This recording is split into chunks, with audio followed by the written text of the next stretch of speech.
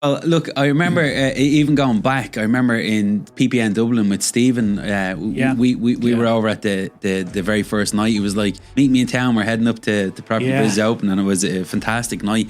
And again, I could see your passion at the time to get this peer-to-peer lending. Yeah, we had a launch event then in the Conrad Hotel, Central Dublin. We launched the business. We lent maybe a few $100,000 in year one, 2018, and we lent 50 million last year. So yeah. So it's been a journey. The last, 6.5, 7 years have been a journey. So it's been good. Welcome back to Platinum Properties Podcast. In today's episode, we are joined by Property Bridges founder David Jelly. Property Bridges is a leading alternative lender to the Irish construction market. They provide development and bridging finance from 500 grand up to 15 million at competitive rates. Property Bridges has a focus on, but not limited to, the residential sector and provide unrivaled speed of service. Having been one of the first online platform lenders in the Irish market, Property Bridges takes an innovation-led approach. So sit back and relax as David explains everything that you need to know about Property Bridges. Enjoy.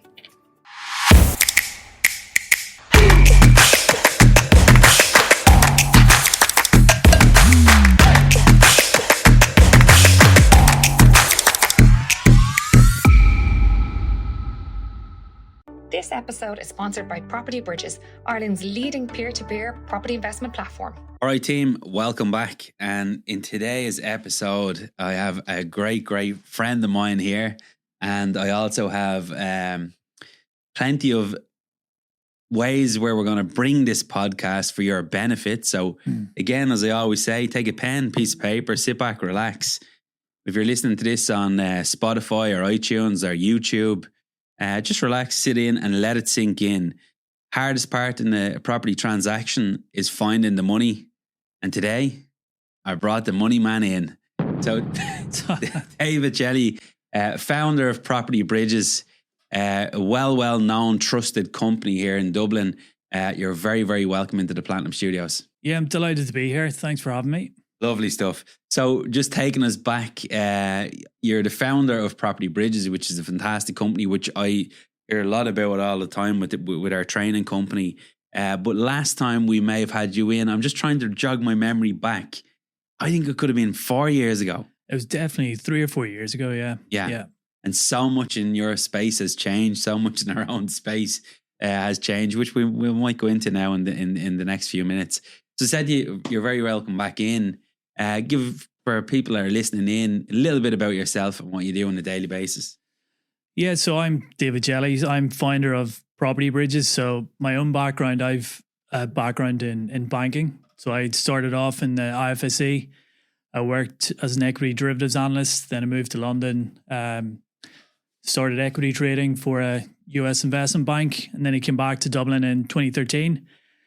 And at the time, I mean, you'll remember it well. Like, the property market was decimated. It was on its knees. There was very few houses getting built.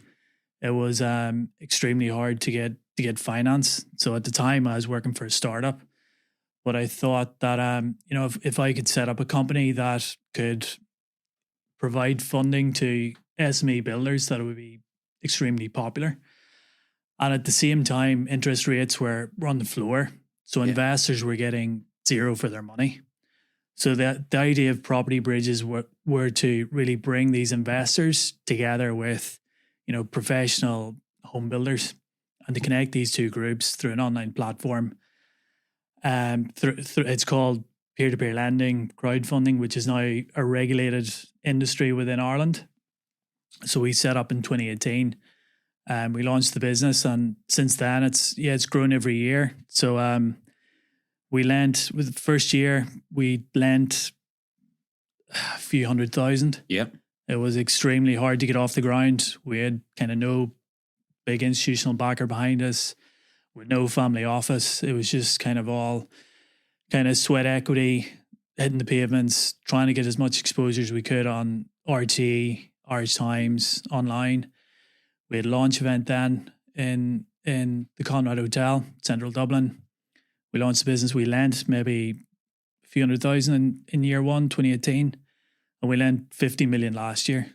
So yeah, so it's been a journey. The last 6.5, 7 years have been a journey. So it's been good. It's been I good. remember when you did come upstairs, you had a full set of hair. Yeah. Talk on it. Not sure about that. But yeah. Well, look, I remember even going back. I remember in PPN Dublin with Stephen. We were over at the very first night. It was like, meet me in town. We're heading up to Property Bridges Open, and it was a fantastic night. And again, I could see our passion at the time to get this peer-to-peer lending. Yeah. For our own business, it's what really took it off is peer-to-peer lending, that we can use it really quickly. So we'll probably grab a bit of your knowledge in the next while of that. And even my own property mentor, which you'd know, Ed Martin. He gave me a hard time. He always said, and I'm gonna fill in because he listens into all of these as well. He said to me, "Well, I've no issue ever owning up to one mistake I made." And I said, "What was that?" And he goes, "Man, I did not see that man's business.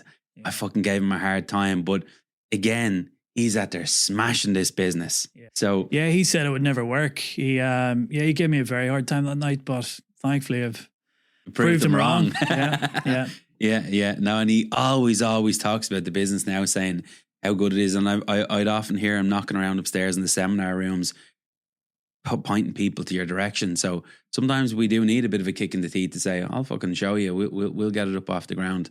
Yeah. So again, just take me forward. Peer-to-peer lending, just for people that don't know what it is, because a lot of people that come into the property space, a lot of people that come into property training, the only thing they think they're going to do is ring up AIB or ring up Bank of Ireland and ask for money, and they're told no. Or little Sharon that's maybe 18 has zero clue about property, refuses your loan. Just a little bit about your business model of how you can get the peer-to-peer lending in, number one, and then obviously connecting with people. Yeah. Well, it's a two-sided marketplace. So like we have to originate loans from professional builders on one side, and then we have to originate the investment on the other side. And you have to constantly balance those things as you go. So we've got about 10,000 investors that have signed up to the platform, of which maybe 30-40% of those are active. So we've got about 3,000 or 4,000 active investors that would some of us have joined in 2018, some have joined in the last 2 weeks. Yeah, but that's growing all the time. So can still people join easily? Yeah, so it's you just go onto the website and click on the sign up link. Takes you a few minutes. Now you have to go through the onboarding process, proof of address, passport. We have to obviously apply ML, KYC. We're fully regulated, so all that good stuff is done. Like any investment platform, if you sign up to Trading 212, to Giro, anything like that, it's the same process. So we would try and attract investors to the platform, and we've done a good job at that. Then every week or 2 weeks, we put an investment offering live. Yeah. So we would fund, like, we provide bridging and development finance. So we always think, like, we think we are the best kind of platform to get exposure to the Irish property market. Yeah. Because as you said, like, a lot of people might want to buy a buy-to-let property, but might not have the money for it, or people that can't afford it. There's a hassle. A lot of landlords are getting out of the market now. Yeah, because taxes are high, regulations through the roof. So and property, like I mean, a lot of people do say that to me as well. You have, like, a lot of people forget as well. A lot of landlords nowadays, especially the ones that I get to meet, they've headed to 60, 65, and this thing is peaked in their eyes, and they're like, do I take another struggle? Like, we've one guy upstairs to put him over $1 million back into this network, but he just called the market. He didn't call it correct last time, and he had to wait another 12 years. And he said, Paul, it's just right for me now. But now he obviously has the money because the properties were worth huge. And this particular guy told me as well, he built this portfolio by a long time from blood, sweat and tears. Yeah. He remembers having like no money in his own home to heat his own home, and he had this thing called a buy-to-let.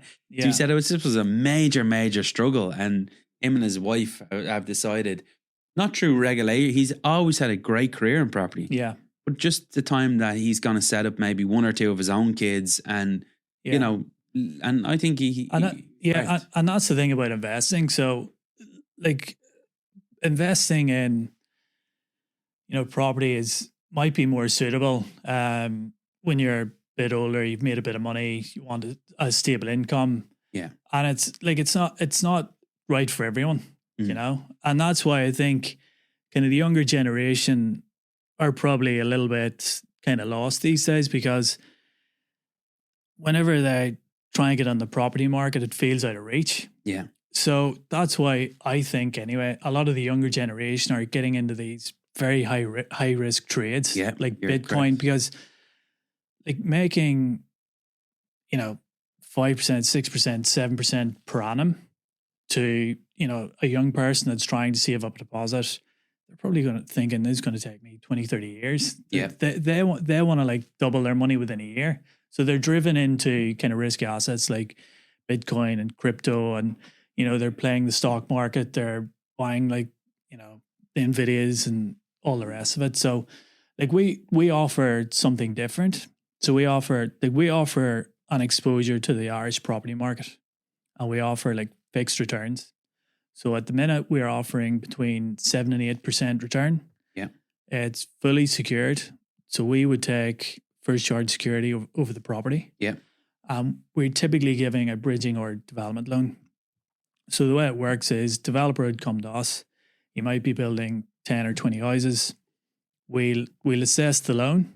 Then we'll go through a due diligence process. So the due diligence process we go through is very similar to a bank. So we get an independent valuer to value the site and value the finished value of the properties when they're built. We'll engage with a quantity surveyor. So the quantity surveyor will do a full report on the project. They'll go through the costings in detail. They'll go through the program. So how long is it going to take to build? Yeah. What's the method of construction? How complex is it? What are the site conditions? Is there any historical features we need to look after? Is there any flood risk? So the report we'll get from the QS will be incredibly detailed. And then we'll go through a full legal process. So we'll investigate the title. We'll put a facility agreement in place. We'll take security of the property. We might take a cost overrun guarantee from the borrower. If it was a development project, there'll be various collateral warranties, other security guarantees in there as well. And then it's a very active form of lending. So we always fund in arrears. So it's not a matter of developers building 10 houses and he needs 2.5 million. So we don't underwrite the loan and there's 2.5 million. Where you go. So we always fund in arrears. So the way it works is the developer will go off. He'll do a month's work. Yeah. He will call us, or he'll call our QS.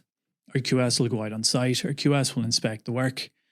And then the QS will do a report for each drawdown. So the QS will say, okay, this has been built to regulation. They'll get a sign off from the assigned certifier or the engineer. They'll inspect the work that's done, make sure that if the developer says he spent 200 grand, that he actually has spent 200 grand, and it's built to planning and regulation. Yeah. And we get that sign off from the QS, then we'll go out and raise the 200K or whatever it is, and then we'll release it. So we're always kind of a month behind. We're always in arrears. Developers' money and equity always goes in at the start. So we feel it's a very secure form of lending. We feel it's low risk. And I think we've demonstrated that over the last 7 years. So we've done over 75 loans, and every single loan, bar one, has repaid with the advertised interest rate. One of the loans we recovered 92% of the principal. So of 75 loans, it's a good strike rate. Absolutely, yeah. And then we're paying between 7 and 8% per annum at the minute. Yeah. So it's a good return for the level of risk. Yeah, and I mean, no matter what you're investing in, people always tell you about the good things. Yeah, there is a level of risk. So you, like, if I'm listening to this correctly, you are heavily involved in the property side. Yeah, you are looking in at the property investors. Two things are really bouncing around my head now. Number one, I've probably a group of 100, 150 people that just haven't got they want their money in property. They've Yeah. come through our training. They love it. They like it. But they say, like sometimes they say to us, Paul, look, We are delighted to announce that this podcast is sponsored by Platinum Property Training. start your property education today. From simply one click of a button, you could be part of the Platinum team. We have made this so affordable for everybody in the country. If you have any interest in property, there's no reason why you shouldn't be part of the Platinum brand. We have got it all systemized. It is right in there with rookies. You can spend 4, 5, 6 or 7 months in there till you get to a certain level, and then you can step up your way through the programs, and you can really start to educate yourself. And we're here to help. We've got the best systems in the country. Click the link below, and we will see you there. Because they watch all our WhatsApp groups, and they're like, it's just fucking too much. Yeah. We still want a return. Number one. And these people would have maybe too much in what way? In terms of the quantum of money, yeah. no Or the quantum of work, okay, because I know in the UK, and I always kick the boot in here, and I go berserk if I ever hear anyone in the Irish space saying that what we do is easy. It's not. It's quite difficult. The margins are very, very good if you can pull it off, but you're on demand all the time, and you know, you're out there cleaning up sites, you're pushing floors, you're getting them over the line. We're trying to please you guys. We're trying to get their next money in. It's a never ending cycle, and it takes a lot out of a human's body. Now, for that portion of my group, they can still jump over to your platform and get a return if they wanted to instantly and get returns of 7% because it's driving them mad. They might have 100k in the bank, and they really want to, they know they can multiply this thing out. They might have looked at their investment and said to me, yeah, look, we really want to do it. We're just not ready quite yet. So that level can come in. Number two, if someone like me had, let's say we're in the middle of developing 12 apartments. So we talked about this earlier on. Your risk side to that isn't like some of the other lenders that we would know. You seem to be really engaged into meeting the builder, meeting the team, meeting the people behind it, meeting the platform. And when you say you have this thing at low risk, you've reduced all the risk you possibly can. Yeah. Aside from actually building the houses, we mitigate as much as we can. Yeah. And we've been doing it for 7 years. And that's the business we want to be in. Like, we're in a housing crisis at the minute. Like, we want our capital to go into building houses. Yeah. You know, we're not really in the business of kind of being a landlord or sitting in properties. It's really kind of that active capital that's going into building the units. So similar to what you're doing in your project. I might I think I'd use that as a case study because people are probably listening into this that have buildings. Yeah. Maybe have struggled because a lot of the people again that we speak to, they're jumping down the gun of AIB, Bank of Ireland, and they mightn't have a big track record behind. They just can't get this project up off the ground. And especially now at the moment, like we've bought a couple of units and we have them on standby. That there's a commercial to resi trick, not a trick, but I mean, there's a little loophole in there that can take a building from a commercial building, and we could put up to 9 apartments in it. And maybe these guys have them, so might use me as a case study, and you can tell me, well, Paul, this is what we look for in that type of a deal, and I might give value to someone that's listening in, and then obviously they might connect with you. So our particular building, it was commercial to resi. It took us a long time to get around the planning. We had to please a lot of people, but we got it and we owned it. Yeah. So we might talk back and forward of how this looks because we're possibility going to be going looking to yourselves for funding, or we look to maybe someone else for funding. But how would you look at our building? So we have a building that we're now ready to develop. Yeah. It's built. It's a core building. The fantastic building, and we've got approval of 12 units now in it. Yeah. And we want to push into the space of maybe elderly living or over 55s, or we're not 100% sure, but how would your risk? Yeah. So the first thing we look for is track record. Yeah. So what's your experience? What have you built before? You know, have you built something like this before? So if you've got a track record, that is number one, or it's quite on the list. Then the second thing we look for is alignment. So we want to see that you've put your own hard cash in there, which you have. So you've went off, you've bought the property. Yeah. You've also enhanced the value of the property by getting planning. Yeah. So that's another plus. Yeah. So then we would value the price of the building at the moment. We would need to get a full development appraisal from you. So we need to get full costings, full development program. Like, are you going to refurb it in 6 months? Is it going to take 18 months? Yeah. What drawdowns are you going to draw down in month 1, 2, 3, 4? So we need the full program. And then we want to see what the exit plan is. So are you going to hold on to it? Are you going to refi it, get a mortgage on it? Are you going to sell it when you build it? So those are all the things we need to consider day one. Yeah. And then after that point, then so you've looked in at the team, you've looked in at the exit, which in our case we're going to be selling. We could easily keep it, but I mean we're going to be selling because we're going to be looking at this model as going forward. So you've looked at the risk, you've looked at the thing. We then would have to put up a proper appraisal right through for you to. You're obviously going to be looking at the QS that's writing that up too. Yeah. Is that your own in-house QS or is that our QS? No, we always have to get an independent QS. So we get an independent valuer and an independent QS. So we would expect you to have your own QS. Yeah. You to send us in a proper costings, bill of quantities. Our QS would then engage with your QS. Yeah. Go through it in detail. Our QS might say, they need to add 5% onto their contingency, or I think they're a bit light there, and maybe they could shave here. And then there's an agreed budget, so you have to agree the budget on day one for the development. Yeah. Yep. And then we expect you to stick to that, and then the cost overrun guarantee comes into play. Well, if you don't stick to your budget, then we expect you to put in your own money to cover any overruns, increased cost. But the one of the most important things then is profit margin. So we would look at your appraisal, we'd put that into our own models, and then we'd look for a minimum threshold of 15% profit margin. Yeah. And then if it meets that criteria, then we would issue terms. Okay. Yeah. So then it comes back to us. You issue us terms. You issue us terms, and we go through our terms. We obviously sit with our legal teams, find out if it's something that we're interested in. Let's just say that Property Bridges and Platinum Ventures got this now dream up off the ground, because we've done a lot of the hard work now, and now we're ready to. This is what's needed. We are in a housing crisis, and again, mainstream banks want your own mom to come down and sign over half of her life for these things. And Property Bridges obviously have peer-to-peer lending, so you've got 10,000 active investors that once you drop something positive like this out with a good team behind it, it will nearly self-fund itself. So when we get it to that point, we get it to terms. Obviously, legal teams go back and forward with each other. If they agree, what's next?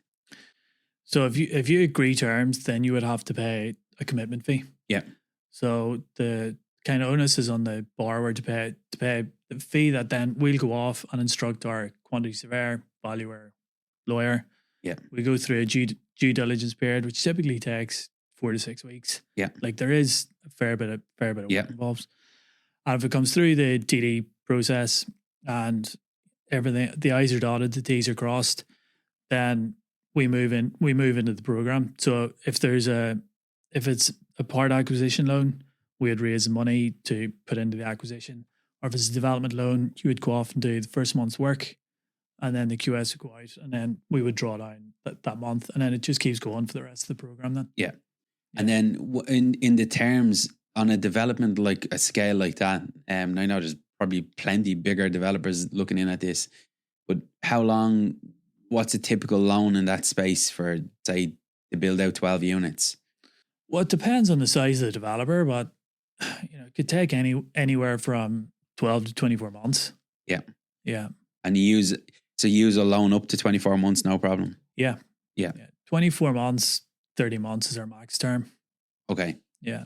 And then after that, then obviously when apartments start to sell out, money starts to come back in, we're paying back down. Yeah, a lot of apartment blocks we see now will be sold in AHB. So they'll be sold in bulk. It's rarely we'd see an apartment block to be sold piecemeal. Okay. But I'm not saying that you can't go down that route. But yeah, the developments we would fund, then the repayment as the developer then sells the properties, then he would make the repayments to us. And then when we're fully repaid, then we release our security, and then off we go. Yeah.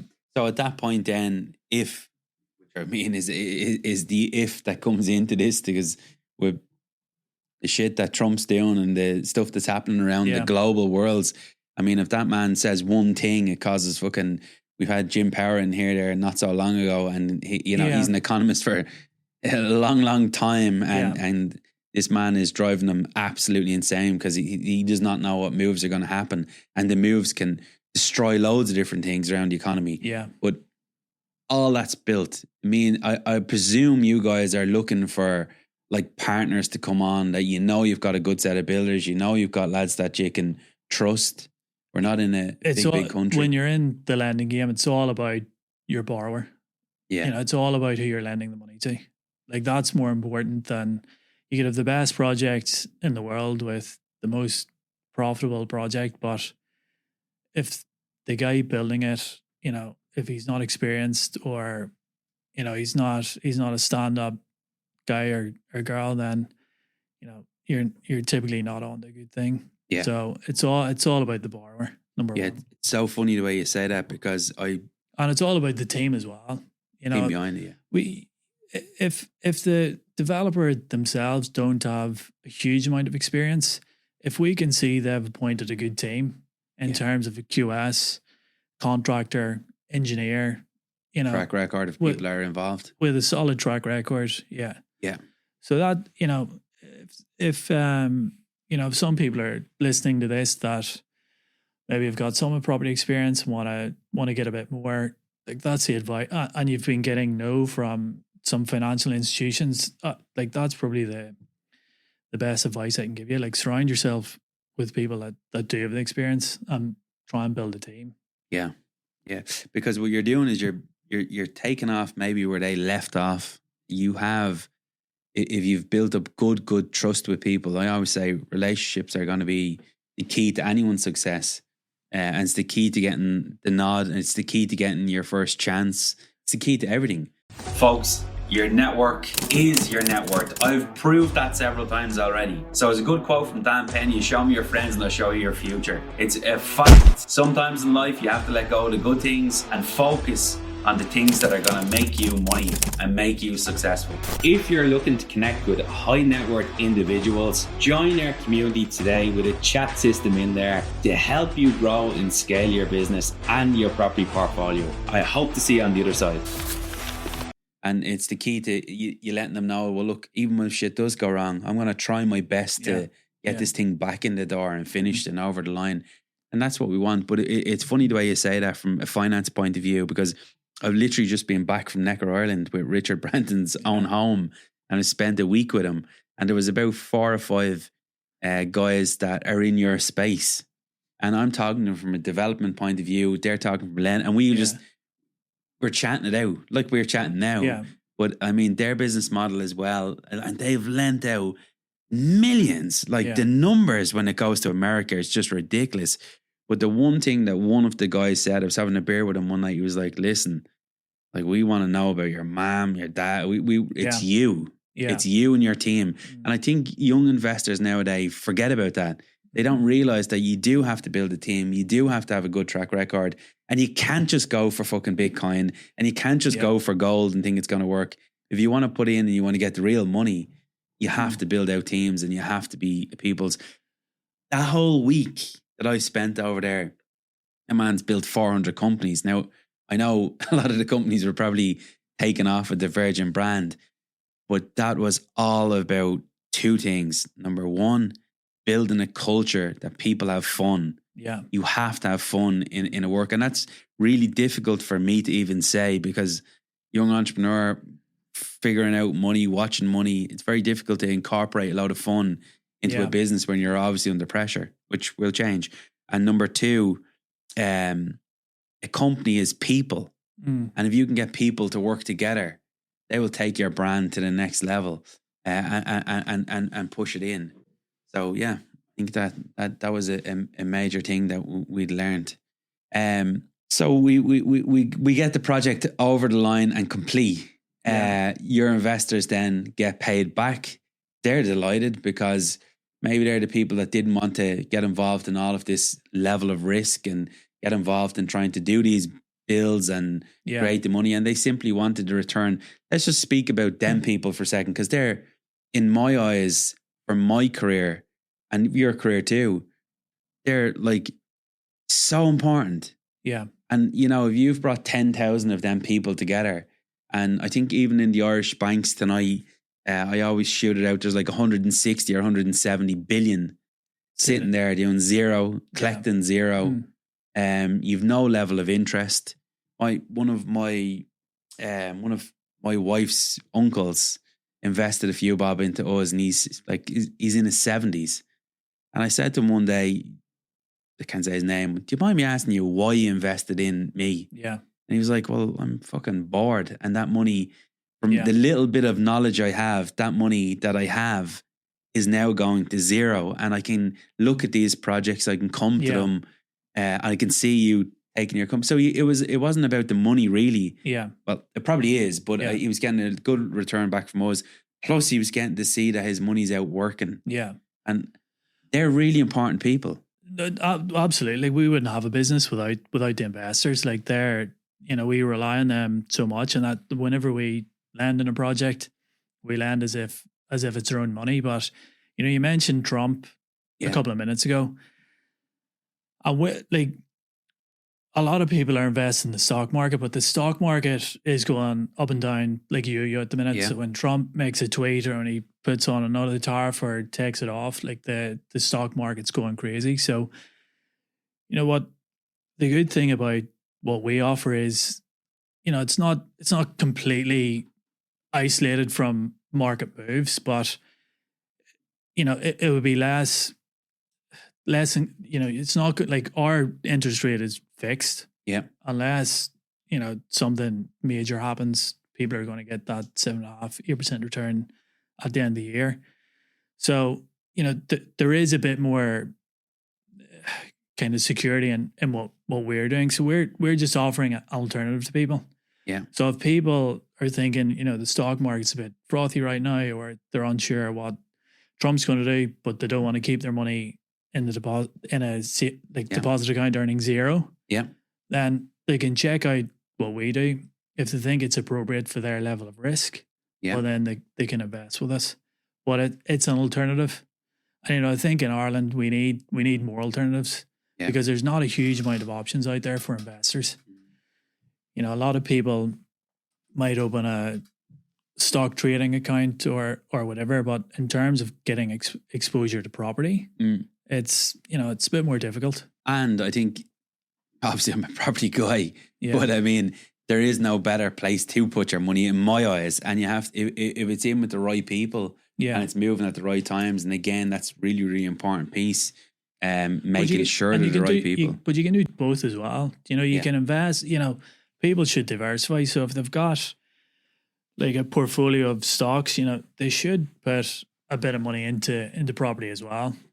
The last round we done, we took 500,000 in, and that came in from the stock market because the stock market was just too much for her in her life now. She exited the company, she put a lot in, she lost a bit in the stock market, but this thing was just too much, going up and down, and we fixed a good rate with her, and she went, no, that's fine for me for the year. I don't have to worry about this craziness every week. And again, going back to Trump and going back to Ting and, going back to a lot of other movements that can happen through the stock market. And look at the pension companies nowadays. Yeah. What are they all doing? Yeah.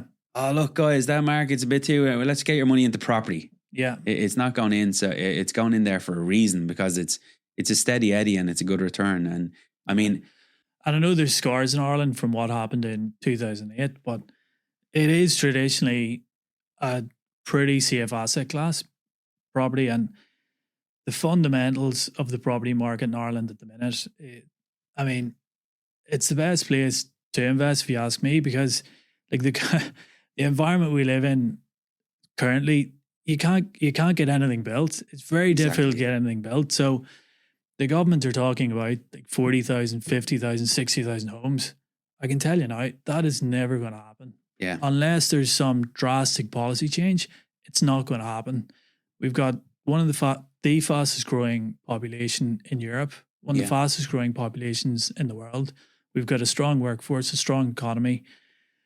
We've got, the economy's booming at the minute, but we just can't build houses. Yeah. So if you ask me, it's a really safe asset class at the moment. Yeah. There's nowhere better to put your money. Mm. And the property prices have gone up, but that's because there's a massive supply demand imbalance. Yeah. So we would love to be funding 40,000, 50,000 units a year, but currently it's just not happening. Yeah. And then again, in the residential space, for someone that may be listening in, because obviously I know there could be 100 other people like me out there. We have our funds built, thank God. But there's plenty of other people that have that same drive. And like, if you can pull off in the property space, and I'll go back to your lending now in a second. But if you can pull off in the property space, a derelict house, a rundown house, and you bought it for say 200,000. We are delighted to announce that this podcast is sponsored by Platinum Ventures. Platinum Ventures, we buy houses fast. Hi Dublin homeowners, are you struggling to sell your property fast in the open market? Or maybe that deal has collapsed? Okay, if you're facing this type of a problem, we have the perfect solution for you.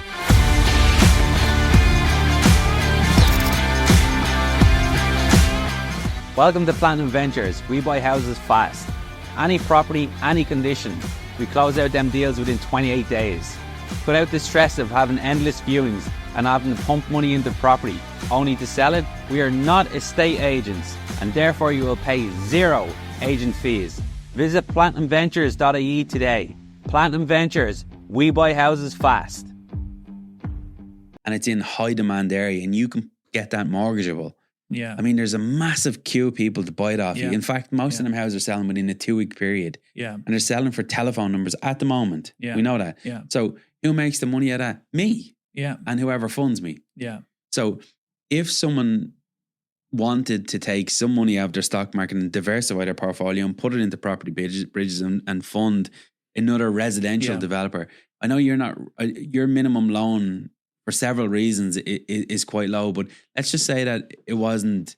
Is the door open for anyone to even chat to you about maybe a lower rate, or is it just pure blank no? Our minimum loan size is 500k, and the reason for that is it doesn't really make sense, not just for us but for the borrower. So when we go through our due diligence process, like that's a fixed cost. We're going to lower the value of the QS. That's a fixed cost, and anything lower than 500k. Your fixed costs are just too high. They're taking too much out of the project. So it doesn't really make sense for the borrower either. Yeah. And that's why we do it. So would Property Bridges look in at, say, my business model and say, well, Jesus, his numbers are actually stacking up fairly well here. We should have a look, because I know you're going to be scaling up. You doubled your business last year. I mean, when we met 4 years ago, this regulation was a massive dark cloud over your head. I remember you were just come from a big meeting that night and you were like, and this thing is, there's always something crippling us all the time in business. And I think back then, which we'll go on to now in a few minutes, was crippling you well. But let's just say you looked in at my business model and somebody else like me was coming to you. Yeah. Is that something Property Bridges might say in the future? Well, we now need to look at the residential space at this level, because there's a lot of people going to, I think there's a few good other bridge and lending companies here in the company, which are in the country. Yeah. But I think we're starting to hear of a lot more flooding through the doors here. Yeah. And there's a couple of sharks in that space. And there's a couple of dogs in that space too. And we all know if you get into bed with dogs, you come out with fleas. It's not good for you. Yeah. You might get fast money now. Yeah. But they're going to work through a problem when it comes. Do they have a reputation behind them? Not too sure. And when people tell me some of these names, I'm like, look, there's zero track record. I can't give you any advice in that company. Yeah. But is that something you and your team may look at in if them loan size was, say, up around the 500,000 that they needed to borrow to get 2 or 3 assets? Yeah, like if it's around the 500,000, we'd take a look at it. But going lower than that, I don't think it makes sense for us or the borrower.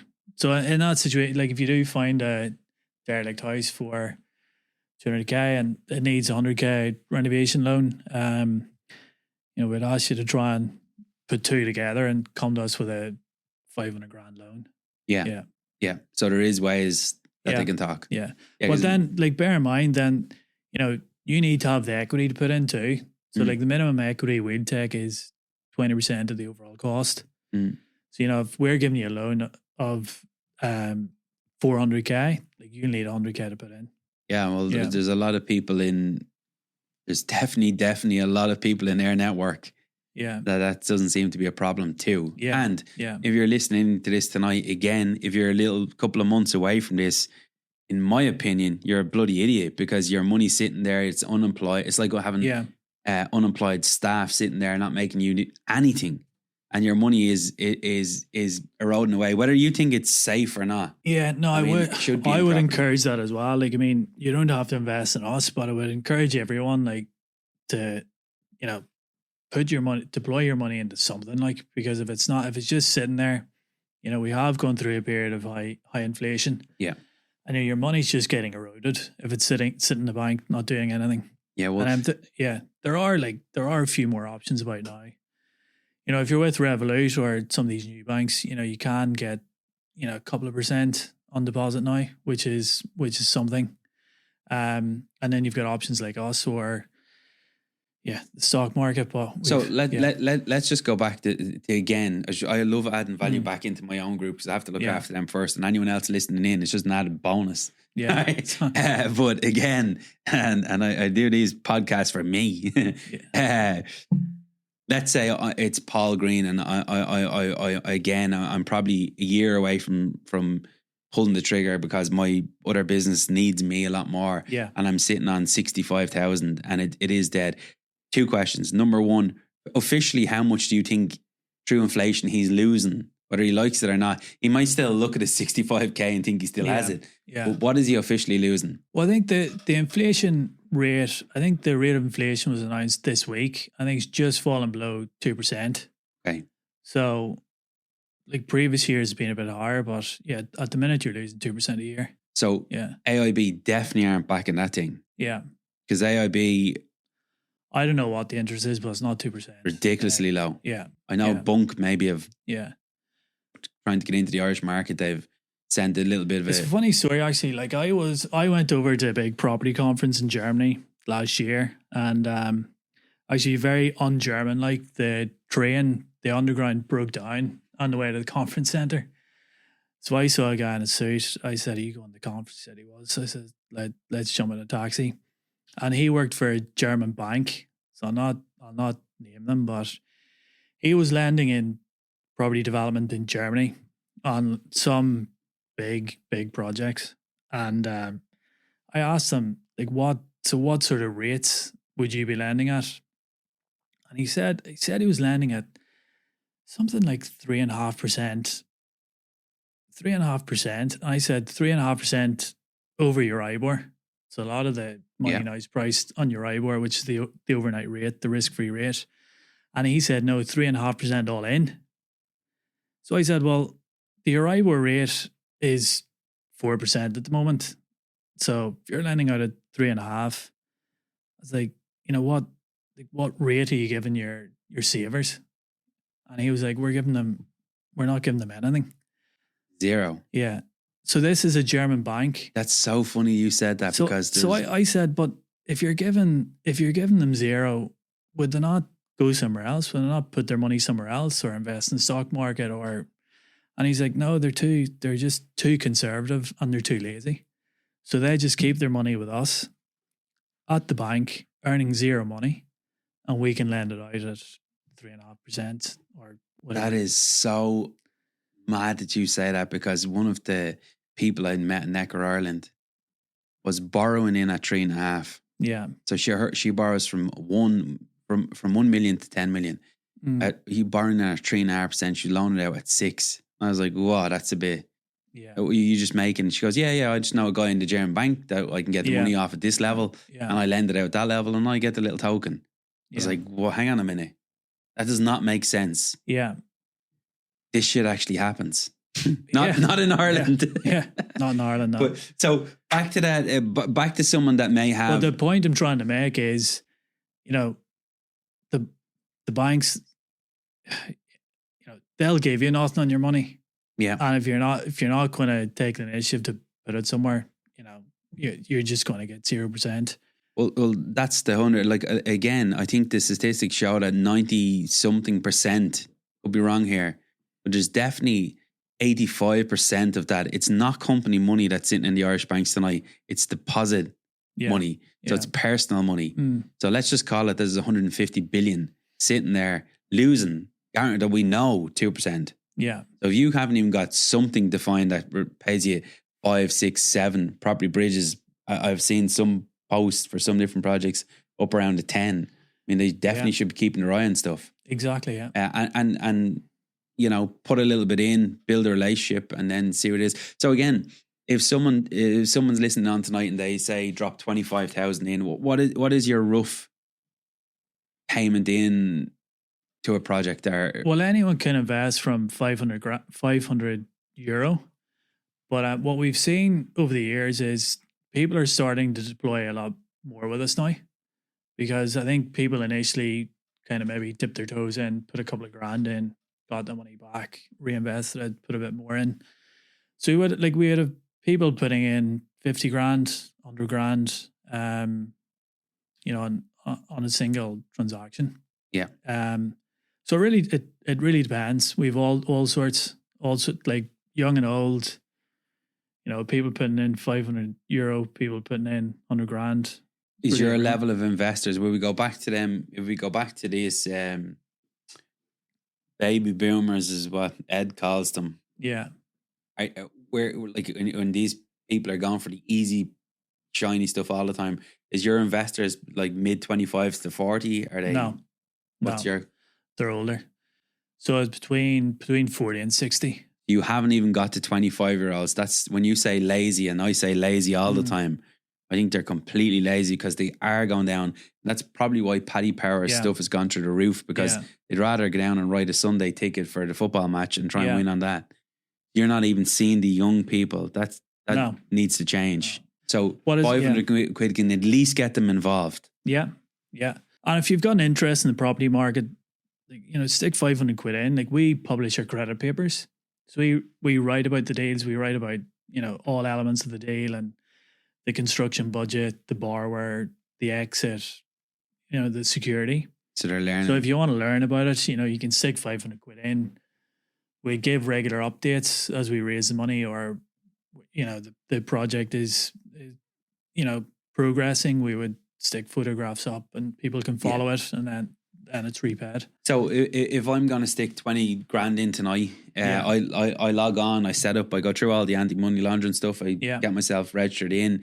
Tomorrow morning, I make the deposit of 20k in. Yeah. What am I looking at here? I'm obviously on your website. Am I looking at Paul Green's project? Am I looking at another project? So whenever you log in, so you've got your own personal dashboard. Yeah. And you've got your own personal IBAN. So whenever you deposit money into us, it sits with our e-payments provider. So we never handle any client cash. Okay. So you deposit the money in, it pops up in your Property Bridges wallet. And then the next time we go and launch a project, then you can choose to invest in that, or you can wait to the next project, or you can wait till there's a project that suits your risk profile. Yeah. But basically, we're putting a project live, maybe once a week, once every 2 weeks. So there's always regular projects going up there. So you deposit 20 grand in, within a month, you should have the choice of at least 2 or 3 projects that you can invest in. And can you split that 20 grand? Put in 5 grand in 4 projects if you want. Yeah. Okay. Yeah. And then on the return side out, so let's say I invest, is there a ticket to say that I invest for 12 months, 24 months? Yeah. So all that's advertised. So the minimum term is 3 months, and we go up to 24 months. We'll also put in the loan to value. Yeah. So the maximum loan to value we can have in the platform is 75%. Okay, yeah. So that provides a bit of a cushion for your investment. And then we put in the interest rate as well. And then whenever you go into credit paper, you'll see the full details of the loan in there. Yeah. Yeah. So again, for anyone that's maybe knocking around the property space that want their money into property, and they don't just want to get a return on their money. Because I find that a lot when it comes to investing. People will invest in something that they have got a little bit of an interest in. Yeah. And the interest rate isn't really, now you give a fantastic interest rate. But I mean, they're getting a chance to educate themselves on different tranches, and they're helping with the prices. Yeah, the other thing as well, like I always say that, like every euro you give us, we lend that to like a home builder who's building homes. If you're investing in Tesla or Nvidia or whatever else, like you're not actually, like that money, it's not going in to build cars. Like, you know, that the Tesla stock is going up and down on the secondary market. Like people, you know, you're buying from another shareholder, you're selling it to someone that comes in after you. Well, like the company's not getting a major benefit. The Irish economy is not getting any sort of benefit. When you invest with us, it's going directly into building homes in Ireland. So we think it's a social good as well as providing a great return. Yeah, a great return for the level of risk. It's also providing social benefit. So we think it's a win-win. Yeah, definitely. My only experience with stocks and shares is one sheet of paper upstairs in a folder that my wife reminds me of every now and again when I fuck up. That we invested 10 grand in, that company is dead and buried and closed. And I was like, never, ever again, you could tell me anything about the stock market and I will never, like I've heard too many horror stories. My money goes into property and I hope everyone else should too. Now, and we'll finish up on this one. And again, thanks a million for coming in thanks for having me. It's been great. Breaking it down and simplifying it down again, because as I said to you, a lot of people can't get the big chunk of money and want to get involved in the property space. And here's now the opportunity that they can. Last time you were in, I remember the first few minutes of even meeting you, I was like, did you have a bad day today? Or, you know, the stress levels. And I do think it was maybe 4 to 5 years ago when we were upstairs. It was one of our first events and we had a great night up there, but the dark cloud of regulation was coming in. And I think it's very, very important in if anyone's going to invest any type of money with anybody, it's done legally, morally and ethically. And I remember at the time you were coming into that challenge. Number one, after meeting the people I met in your space over on Necker Island, and we had great chats with them, and they're very, very open and honest people. The margins are really, really tight. It's a tight space. Yeah. And back then, I'm sure your dreams were getting it to where it is now. Yeah. The last thing you needed to do was probably invest $1 million or so into regulation and so basically what happened was whenever we launched the business, it wasn't regulated. So, you know, it was fine to launch it, like everything we were doing was absolutely fine. It just wasn't overseen by the central bank. There's no regulation in place. That regulation came in on a European wide basis. And in Ireland, then the authority for that is the central bank. So that came in November 2023, we got regulated, but we were working on that application for at least 12 months. And the amount of work and resources we need to put into that. And then, but it's an ongoing thing. So getting regulated is just stage one. Then you need, compliance people, risk people, PCFs in the business. So it's an ongoing cost. We have seen a benefit of regulation, and we understand that as we become regulated, it'll drive the business forward. Yeah. So we do think it's a good thing, but at the time for a small company, it was a big cost that we had to take on. Yeah. And it was a challenge. You know yourself, like you're trying to keep your head above water. You're just trying to grow the business as best you can, and then when you have to put your resources into that, kind of slows the growth a bit. And and especially if you're trying to grow a company. I mean, I think for anyone that's listening in, if you do something overnight, it's a stroke of luck. I think all entrepreneurs need to look at the 10-year mark. Yeah. The 10-year mark is where you're really going to go, I done it. And if you can get to 10 years, a lot of people say a year or 2 years. I mean, you're only finding your feet. If you've got money, keep pumping it back in, keep fixing the problems, keep your wages as low as they can, Yeah. and keep your performance as high as they can, and build that trust brand that you've clearly built with Property Bridges now. And it's an honor to see that you're helping builders that really have no doors to knock on. I mean, if we take it to the next level, it's difficult out there for builders. Like, I know, for people listening that aren't involved in property, like, it's easy to see house prices going up and rents going up and thinking, like, builders and developers are earning a fortune, but it's not the case. And it's kind of hard to explain to the layman, but there's been a lot of cost inflation, number one, but the policies and the system in place is very difficult at the moment. Like, we're looking at a 15%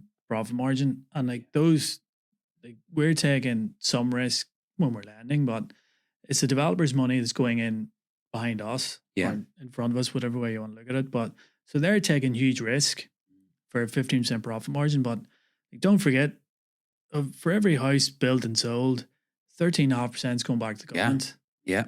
Every time, every 10 units you get planning for, 2 have to be handed back to the council at cost. Yeah.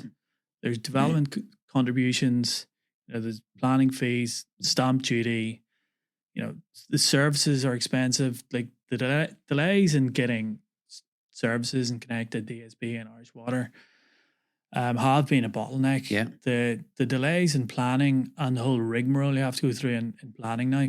Yeah. It's difficult. It is a difficult game. And that's why our margins are tight, because developers need to fight for every penny. Like, the margins on development, even though it might seem rosy to outsiders, but the profit margin, even though prices have gone up, the profit margin hasn't really gone up. Yeah, you sell a house for 400,000, you have to subtract back 13.5%, and you've been hammered along the road, along the way as well. The profit margin's there's probably a wage in it for a good builder nowadays. There's probably a good wage to keep him, overhead. And again, I have a very, very good friend that knocks around in a good area, and he does once-off builds, and that's what he specializes in. Like, he's doing this since he's 16. He knows this business like the back of it. It'd be an easy bet for you to fund, although he's funded, because this is what he does. But he said to me, Paul, listen, Irish Water and ESB, they are the two people that I would throw the towel in with this. It's just too difficult. Yeah. And you've got payments going out every month, and you're sitting there and you're asking the question, is it going left or right? Yeah. And nobody tells you. And you could know in your own heart it's going left. Yeah. And the son of a bitches then will make you take it right. And and that could be like 6 months down the road. Yeah. There's no need for it. No, and the narrative out there as well, like, it's not like we're in a housing crisis. We need home builders. Like, the majority of home builders now, I think the media likes to paint the picture like we're still going back to the Celtic Tiger developer. The reality is, like, the people building homes now, like, they're not the same guys that were building homes back then. Yeah. They're different people that might not even be involved back then. And the majority of them are good builders, just want to build houses. Like, we should be supporting them. Definitely. We're kind of treating them like they're part of the problem. Yeah. Well, who else is going to build houses? Yeah. Like, the government's not going to build the houses. They're definitely not going to hit 30,000 this year. No, there's no. And if the government do start trying to build houses, it's going to cost a lot more than what a private developer is going to build it for. So I think like we need to be doing more to support these home builders. It's the only way you're going to get more units built. Yeah. Like, they need to make it easier. And we've asked government in the very first week we started here. We've the same number, we've the same people, it's the same process. Yeah. And they tell us the same bullshit every time. Yeah.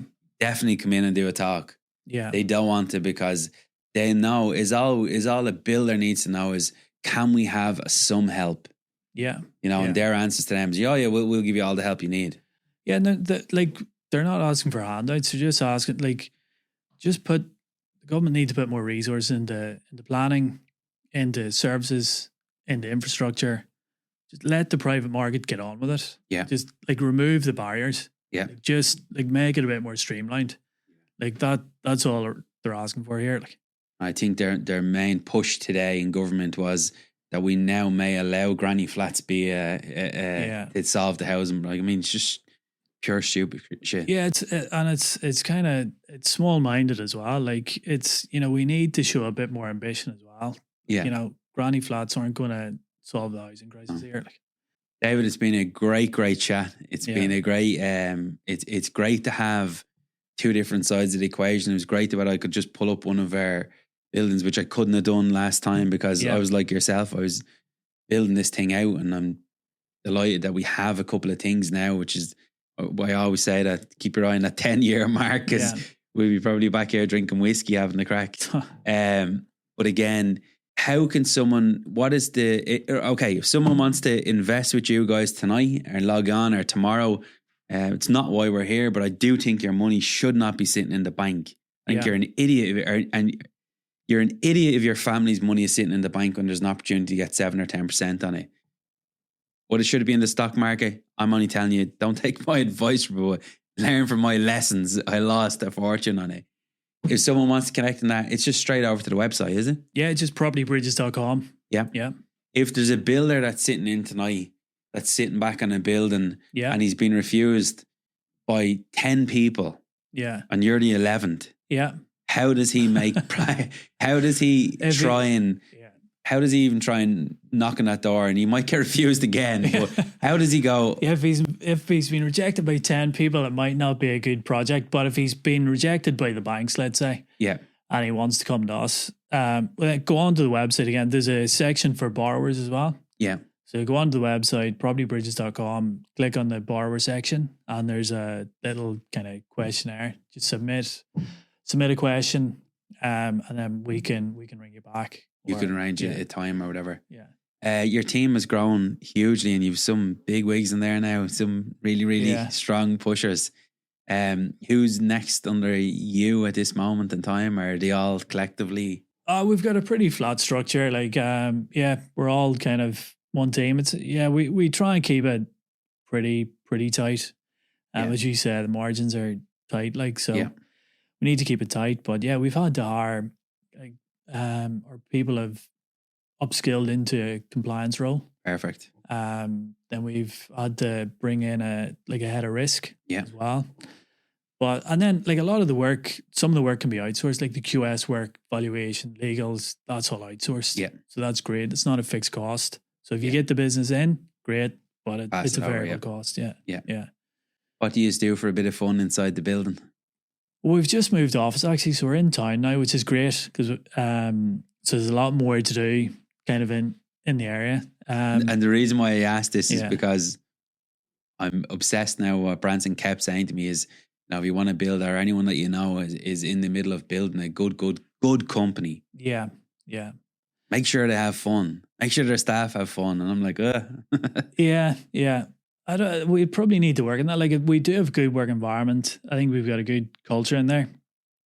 In terms of like having fun or team days out and stuff like that, probably something we need to work on.